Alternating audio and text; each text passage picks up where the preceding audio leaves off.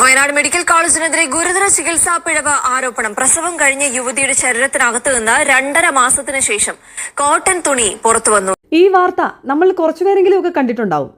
അങ്ങനെ നമ്മുടെ കേരളത്തിലെ ആരോഗ്യ വകുപ്പിന് ഒരു പൊൻതൂവൽ കൂടെ കിട്ടിയിരിക്കുകയാണ്. വാർത്ത കേട്ടിട്ടില്ലാത്ത ആൾക്കാർക്ക് വേണ്ടി ഞാനിതൊന്ന് ചുരുക്കി പറയാം. കഴിഞ്ഞ ഒക്ടോബർ 20 വയനാട് ജില്ലാ ആശുപത്രിയിൽ 21 വയസ്സ് പ്രായമുള്ള ഒരു പെൺകുട്ടിയുടെ ഡെലിവറി നടന്നിരുന്നു. ആ ഡെലിവറിയുടെ ഇടയ്ക്ക് വയറ്റിനുള്ളിൽ കുറച്ച് കോട്ടൺ തുണി അകപ്പെട്ടിരുന്നു. ഡെലിവറി നോർമൽ ഡെലിവറി ആയിരുന്നെങ്കിൽ പോലും വീട്ടിലെത്തിയതിനു ശേഷം ആ പെൺകുട്ടിക്ക് ബുദ്ധിമുട്ടുകൾ അനുഭവപ്പെടാൻ തുടങ്ങി. വയറ്റിൽ വേദനയും സ്മെല്ല് വരാനും തുടങ്ങി. കഴിക്കുന്ന ഭക്ഷണമൊന്നും ശരീരത്തിൽ പിടിക്കുന്നില്ല എന്നായപ്പോൾ സംശയം തോന്നി ഡോക്ടറിനെ കാണാൻ പോയി. ഡോക്ടേഴ്സ് പറഞ്ഞത് ഇത് വെള്ളം കുടിക്കാത്തതിൻ്റെ പ്രശ്നമാണ്, വേറെ കുഴപ്പമൊന്നുമില്ല എന്ന് പറഞ്ഞ് കുറച്ച് മെഡിസിൻസ് കൊടുത്തു വിട്ടു. അതിനുശേഷം 75-ാമത്തെ ദിവസം ആ തുണി തനിയെ വെളി വന്നു. ഇതും എല്ലാ തവണത്തെയും പോലെ മെഡിക്കൽ നെഗ്ലിജൻസ് എന്ന ഓമനപ്പേരിട്ട് തള്ളിക്കളയാനാണ് ഉദ്ദേശമെങ്കിൽ എനിക്ക് സംസാരിക്കാനുള്ളത് കേരളത്തിലെ ആരോഗ്യമന്ത്രിയോടാണ്. നമ്പർ 1 എന്ന് അവകാശപ്പെടുന്ന നമ്മുടെ കേരളത്തിലെ ഗവൺമെൻറ് ഹോസ്പിറ്റൽസിലെ ഡോക്ടേഴ്സിൻ്റെ അശ്രദ്ധ കാരണം പൊലിഞ്ഞുപോയ ഒരുപാട് ജീവനും ജീവിതങ്ങളും നമ്മുടെ കേരളത്തിലുണ്ട്. കഴിഞ്ഞുപോയ കുറച്ച് മാസങ്ങളിലെയോ വർഷങ്ങളിലെയോ കണക്കുകൾ എടുത്താൽ ഒരുപക്ഷെ അത് മുൻപത്തേതിനേക്കാളും കൂടുതൽ തന്നെയായിരിക്കും. ഇത് റീസെൻ്റ് ആയിട്ടുള്ളൊരു കേസ് മാത്രമാണ്. ഇവിടെ ആ പെൺകുട്ടി ഡെലിവറിക്ക് ശേഷം 75 ദിവസങ്ങളോളം ഇതിൻ്റെ ബുദ്ധിമുട്ടുകൾ അനുഭവിച്ചിരുന്നു.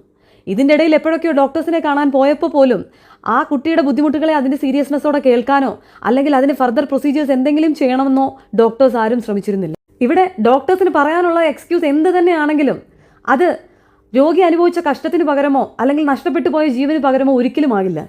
ഈ വീഡിയോയുടെ കമൻസിൽ ഒരുപാട് പേര് ചോദിക്കുന്നുണ്ടായിരുന്നു, ഇത് ഒരു കെട്ടിച്ചമച്ച കേസാണെന്നും നോർമൽ ഡെലിവറി ചെയ്ത ഒരു പെൺകുട്ടിയുടെ വയറ്റിൽ എങ്ങനെയാണ് കോട്ടൺ ക്ലോത്ത് അകപ്പെടുക എന്നുള്ളതും. ഇത് ബ്ലീഡിങ് സ്റ്റോപ്പ് ചെയ്യാൻ വേണ്ടിയിട്ട് വെക്കുന്ന ഒരു ക്ലോത്ത് എന്നുള്ള കാര്യം ആ ഹോസ്പിറ്റലിലെ സ്റ്റാഫ് തന്നെ സമ്മതിച്ചു കഴിഞ്ഞിട്ടുള്ള കാര്യമാണ്. ഇതിനെല്ലാം ഉപരി കമൻസിൽ ഞാൻ ശ്രദ്ധിച്ച മറ്റൊരു കാര്യമുണ്ട്. ഈ ഒരു സംഭവത്തെ രാഷ്ട്രീയവൽക്കരിക്കാനായിട്ട് ശ്രമിക്കുന്ന കുറച്ചാളുകൾ, അവരുടെ കണ്ണിൽ ഇത് മുഖ്യമന്ത്രിയുടെ മാത്രം തെറ്റ് തന്നെയാണ്. പക്ഷേ ഇതിനെ രാഷ്ട്രീയവൽക്കരിക്കാതെ ഇതിൻ്റെ മറ്റൊരു വശം മനസ്സിലാക്കാനാണ് നമ്മളെല്ലാവരും ശ്രമിക്കേണ്ടത്. ഗവൺമെൻറ് ഹോസ്പിറ്റൽസിലെ ഡോക്ടേഴ്സിന് സംഭവിക്കുന്ന തെറ്റുകൾ ഒരിക്കലും അതിനെ മെഡിക്കൽ നെഗ്ലിജൻസ് എന്ന് പറഞ്ഞ് തള്ളിക്കളയാതെ അവർക്കെതിരെ ശക്തമായിട്ടുള്ള ആക്ഷൻസ് എടുക്കാൻ നമ്മൾ തന്നെയാണ് മുന്നോട്ടിറങ്ങേണ്ടത്.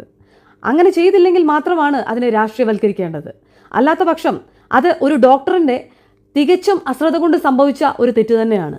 അവിടെ തെറ്റുകാരൻ എന്ന് പറയുന്നത് ആ ഡോക്ടർ തന്നെയാണ്. അപ്പോൾ ആക്ഷൻ എടുക്കേണ്ടതും അവർക്കെതിരെ തന്നെയാണ്. മുന്നോട്ട് ഇനി ഇതുപോലെ സർവീസിൽ തുടരാനുള്ള അവരുടെ അനുമതി റദ്ദാക്കുക എന്നുള്ളത് തന്നെയാണ് ഇതിന് ചെയ്യേണ്ട ഏറ്റവും വലിയ പരിഹാരം. അവർക്ക് കൊടുക്കുന്ന പണിഷ്മെൻറ്റ് എന്ത് തന്നെയാണെങ്കിലും അത് ഇനി ഇതുപോലെയുള്ള കേസസ് റിപ്പീറ്റ് ചെയ്യാതിരിക്കാനുള്ള ഒരു വാർണിംഗ് കൂടെ തന്നെ ആയിരിക്കണം.